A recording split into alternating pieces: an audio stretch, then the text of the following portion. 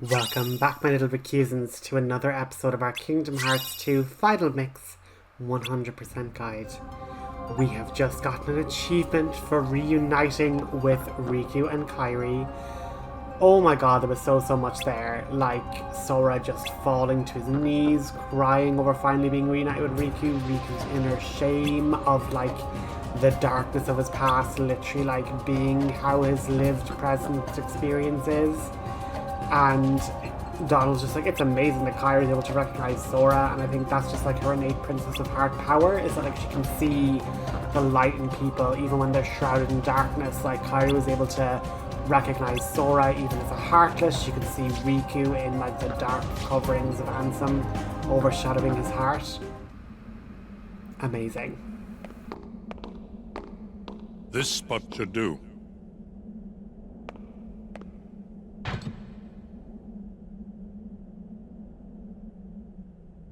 What's this gadget for? It's a device to reclaim Kingdom Hearts and encode it as data. Not sure I get it.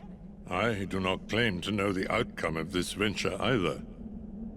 After all, hearts are unpredictable.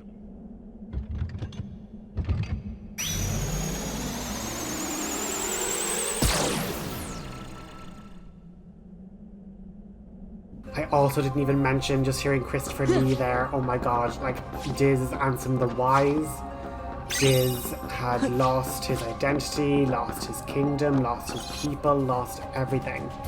And, you know, the world here does not get any easier. It literally gets more and more dangerous the more you travel up it. It's like we had our lovely, like, you know, area here where we met Riku and Kairi, and now it's just covered with nobodies again.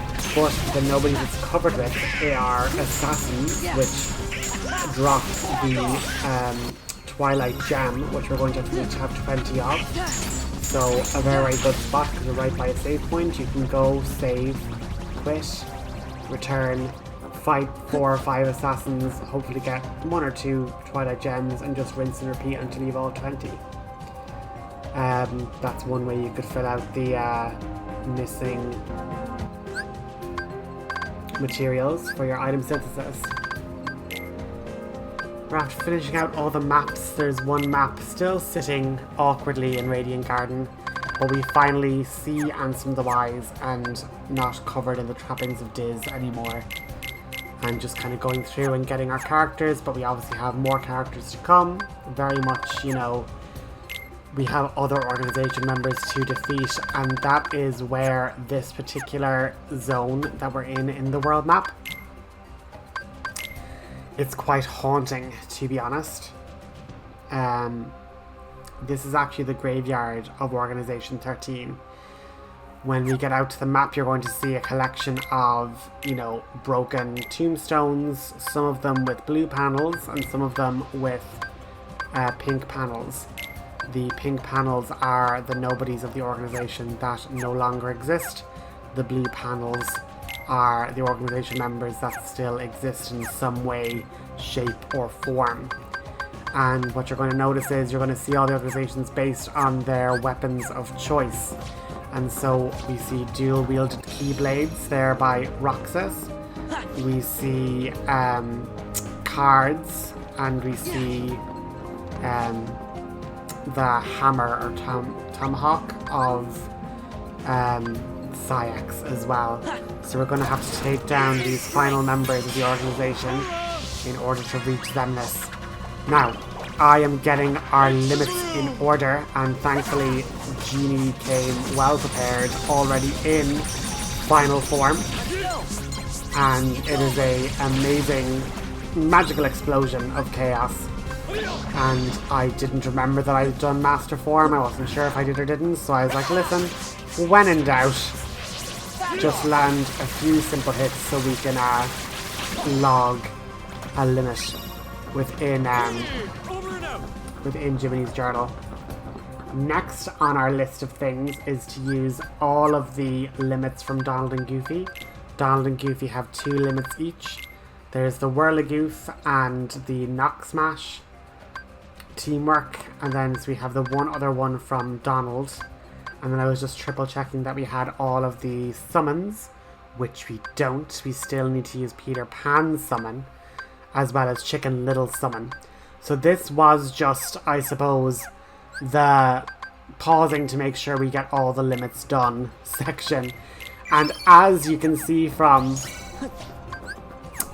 the stock menu, when we were fighting the Mushroom 13, particularly number 8, again, I had 2 hours of attempts that I just cut out. But most of the time I was getting within the 60s. And in the 60s, the mushroom could drop a drive recovery. And yeah, that's how we have 66 drive recoveries just sitting there in the menu. And I'm even there like, we also got a bunch of tents, and I'm like, I'm not waiting for MP recharge. No way, just gonna use the tent, that's it. That's it, and it's that simple.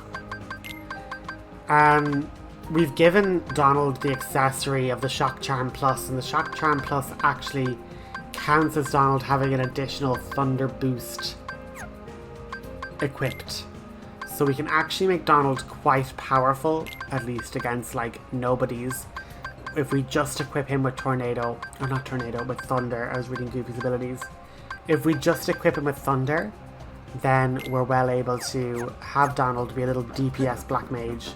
That we all know we want Donald to heal us, but like all Donald wants to do is call down lightning from the sky and smite the wicked and plunge them back into the darkness from where they crawled out of.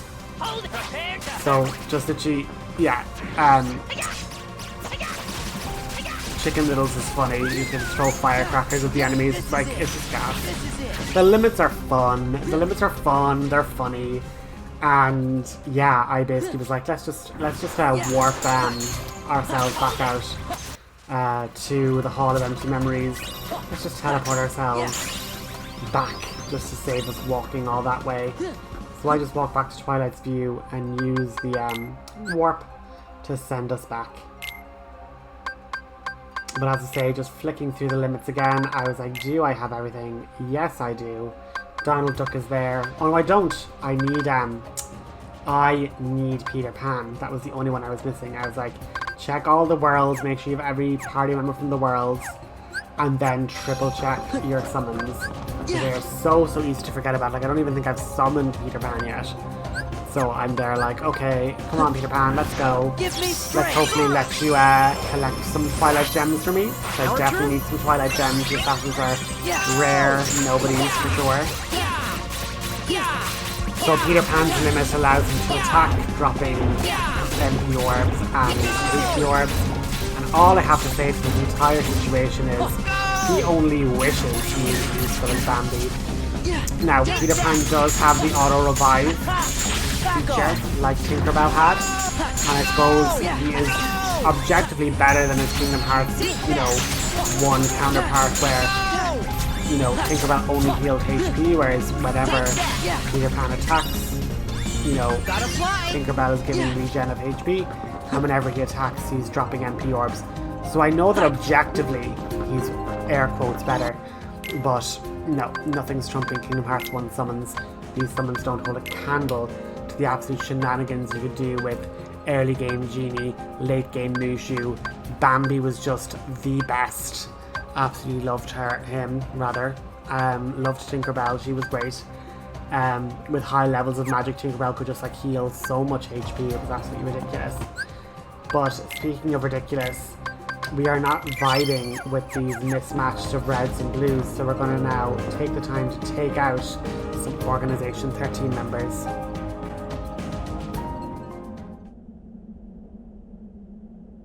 What's that? It's the King and Diz. Ansem the Wise. They must be higher up. We better hurry.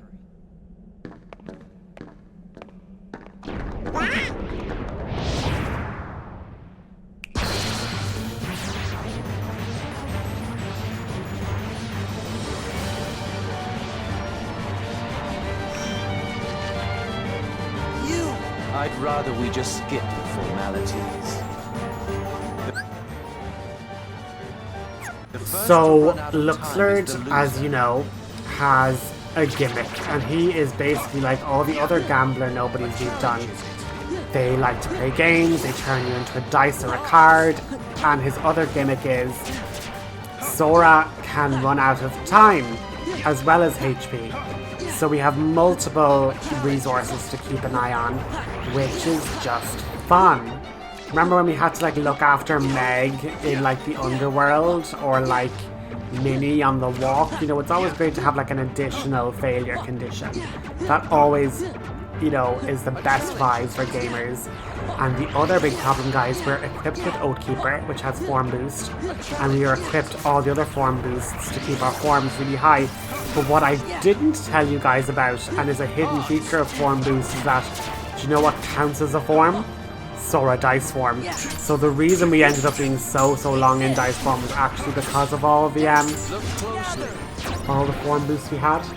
But when he turns into a card, just take your time, use the camera to pan round, and check for which card has Luxlord on it, because you will drain his time immensely, and you'll be able to get a good strong combo off of him. And that's all it is, guys. Just play his games. Like, look for his card, don't flip blank cards, and especially don't flip time cards when the cards are there, because those cards will actually drain Sora's time, or they'll just explode in fire. So, you know, Luxlord isn't a hard fight, except for later on in the game, which I'll get to, in which case he's actually one of the hardest fights to do of all of them. But that'll make sense a bit later. He's about to do his big massive flurry of cards, so just we've all our forms leveled up. This is why we level up our forms, because we make very scary DMs a bit trivial, considering we can just jump and fly and zoom around very well. This is basically the same minigame that the gamblers try and do. It's the alternating X and O's, and you just have to press X when your command window is O. You can pause buffer to kind of help yourself and be like, okay, as soon as it changes, I can unpause and press X. And then we wait now for the last one here. Once you finish it, we've finished Luxlord basically. And with that, I'm going to pause for a very quick cutscene. We get Magnet though, so I guess it's from him having such an attractive personality and appearance.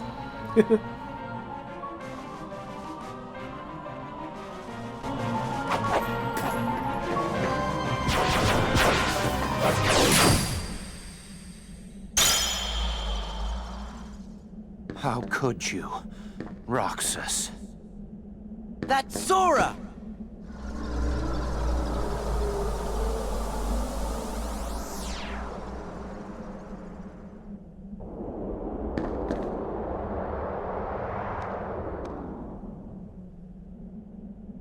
You okay? Yeah, no worries. Let's keep moving.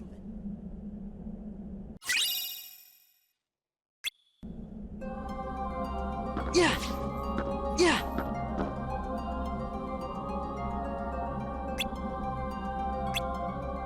Huh!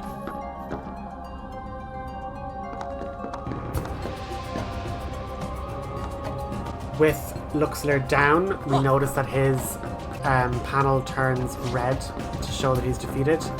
And now it's time to go up against XIII.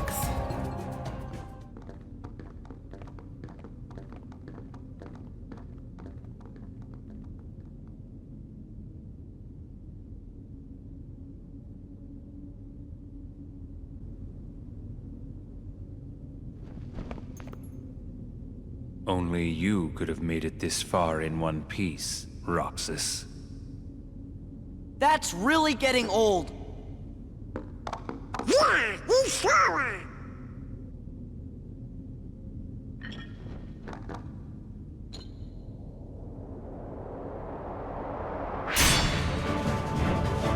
Different name, same fate.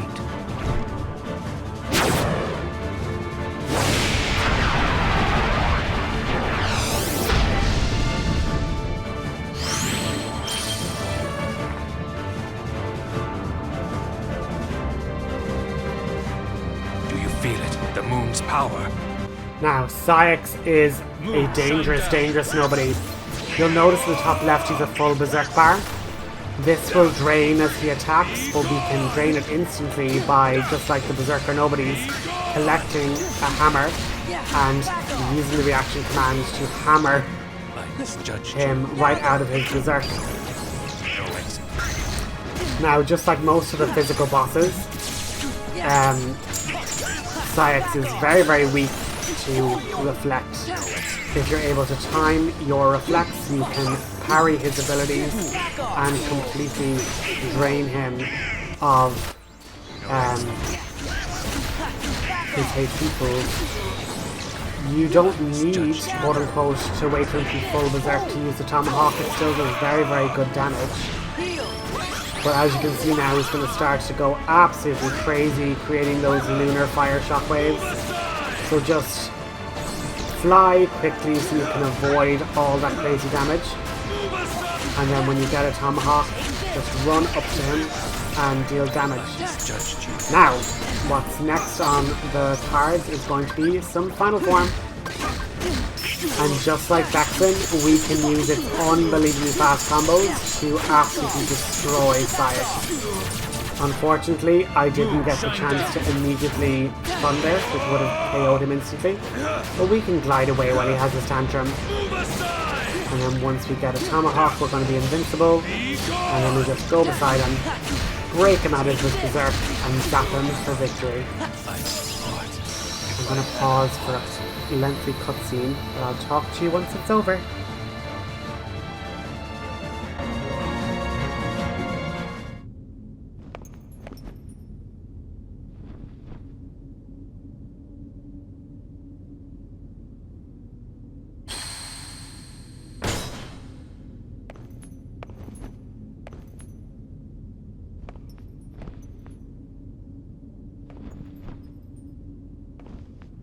Why?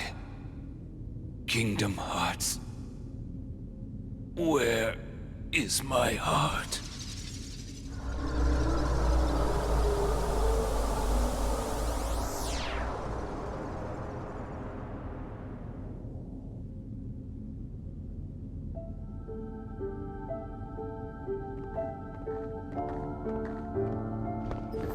I don't get it. Why has everybody been calling me Roxas? Because, Sora. Roxas is your nobody. My... nobody? But that's crazy. I never turned into a heart... Oh. Right. It was when you came to rescue me. Remember? Xemnas was the one who found Roxas. He could use the Keyblade because he was your nobody. That's why Xemnas brought him into the organization. But Roxas betrayed them. After that, I fought him because I thought it would help you wake up. I lost. But the next time we met, I made sure I was the stronger one.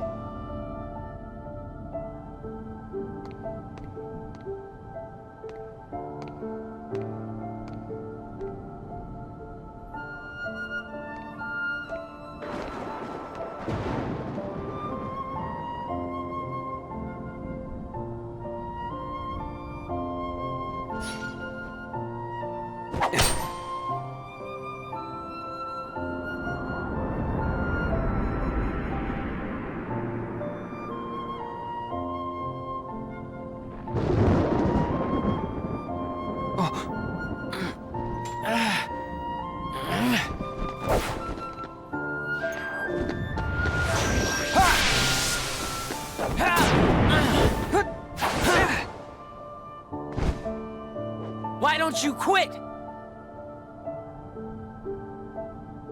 Come on, Sora. I thought you were stronger than that. Huh? Get real. Look which one of us is winning. So it's true. You really are his nobody. Guess Diz was right after all. What are you talking about? I am me. Nobody else.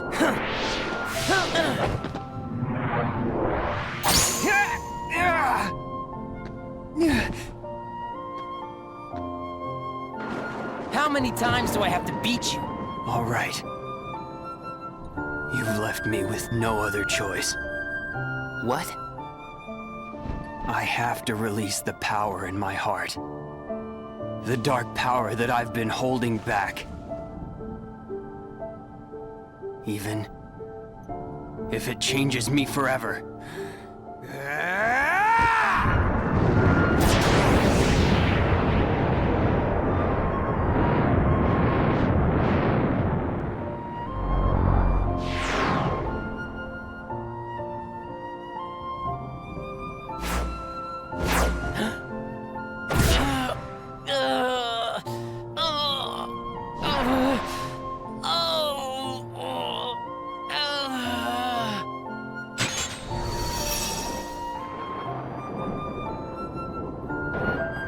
I have accepted it.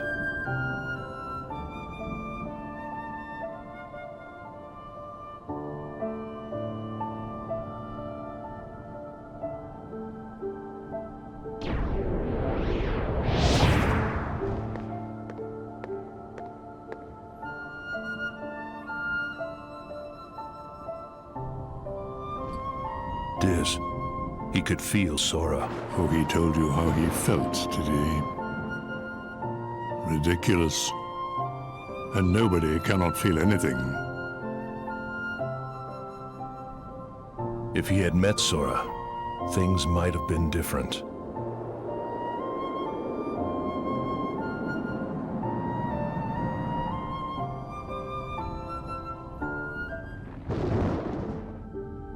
Maybe I didn't need to fight him after all. I think he left the organization because he really wanted to meet you. Roxas. I wish I could meet him too.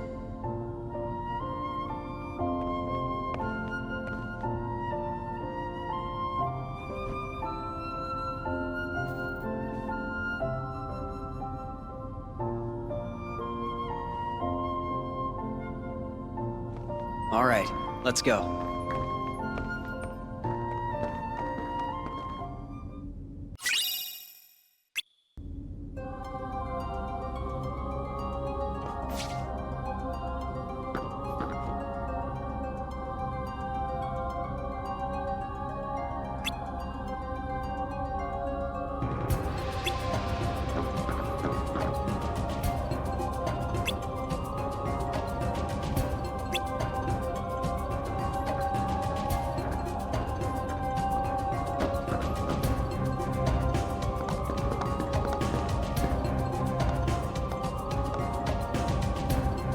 So basically, guys, there's going to be another cutscene. This one's going to be quite long, and that's going to be the end of the episode. So I'll call it here. Thanks so much for staying tuned, and I'll chat to you at the next episode. Have a good one. This is some really juicy stuff, guys, so stay tuned for the end of the episode. Handsome? I'm a fool. I spent years studying the workings of the heart. Yet it seems I still haven't learned a thing. What do you mean? The process of encoding hearts is incalculable. The inhabitants of my Twilight town were data created from real hearts. I was convinced that they would think and behave the way I had envisioned, but I couldn't have been more wrong. A heart is so much more than any system. I saw it when Roxas and Kairi crossed paths. I knew, but I was too stubborn to accept it. It's always the same. I try to wrap my mind around things my heart already knows, only to fail. While I was trying to bring Sora back, I had so many plans in store. But once Sora was an acting force, they fell apart. All my research amounted to nothing compared with that one boy's heart. Handsome, I'm ashamed. All the more proof that hearts cannot be contained by data. Run, my friend. It's going to self-destruct, and anything could happen. But, Your Majesty! Sora, the rest is up to you. And Roxas, I doubt you can hear me, but I am sorry. Handsome! My heart is telling me what I must do. Please allow me to do what it says. No! Riku! His heart's decided. We can't change that. I was wondering who would dare interfere with my kingdom hearts. And look, here you all are. How convenient for me. Ansem the Wise. You look pathetic. Have your laugh. I deserve as much for failing to see you for the fool you are. Students do take after their teachers. Only a fool would be your apprentice. After all, none of this would have happened without you. You are the source of all Heartless. It was your research that inspired me to go further than you ever dared. I admit, my disregard brought chaos to more worlds than one. But what were you seeking? You erased me from the world, only to take my name and continue research better left forgotten. Is this the answer you've been looking for? All that and more. I'm carrying on what you yourself began, and I'm creating a brand new world, one heart at a time. I thought you'd praise me, but all you ever do is hold me back. I understand, though. Unlike me, you have a heart, and you're powerless to control it. Consumed by the jealousy you feel toward the student who surpassed you. Xehanort, foolish apprentice of a foolish man. You have surpassed nothing, only proved how little we both know. We may profess to know the heart, but its essence is beyond our reach. We're both ignorant, as oblivious as when we began. I'm afraid that any world you try to create, any world of yours, would be an empire of ignorance. That is why you and your creation are destined to fall. We've said enough. Riku, you know what to do. King Mickey, my friend, forgive me. Farewell!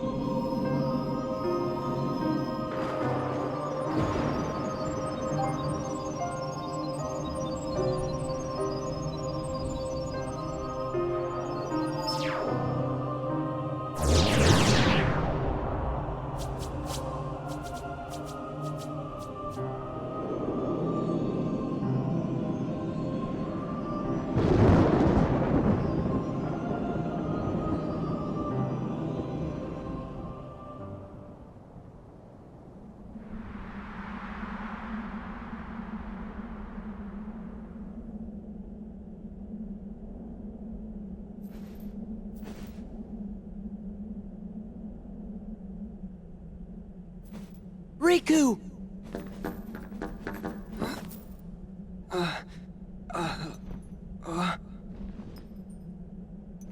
Riku!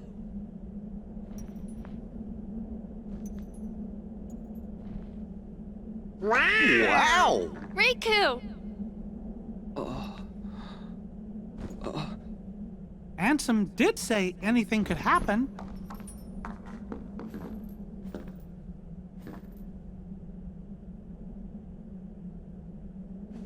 Riku, you gonna take that off? Oh.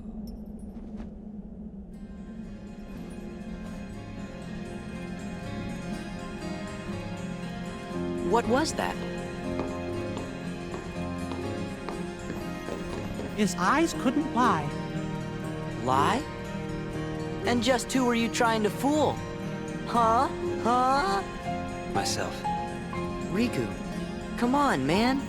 Why did you try to do so much on your own?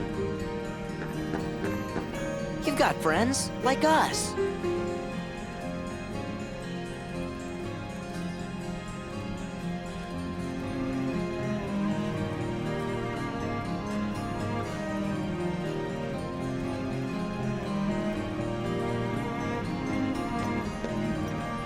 Have you forgotten? I'll tell you why. Because I'm not a total sap like you. Say that again.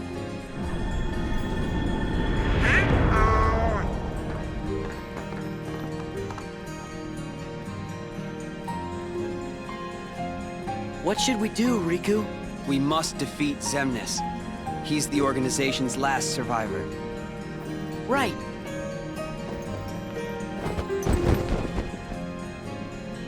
Come on.